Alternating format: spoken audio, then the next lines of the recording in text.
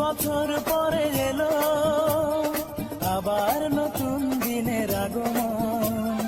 পহেলা বৈশাখের দিনে ফুল নিয়ে আসে কত প্রিয়জনে।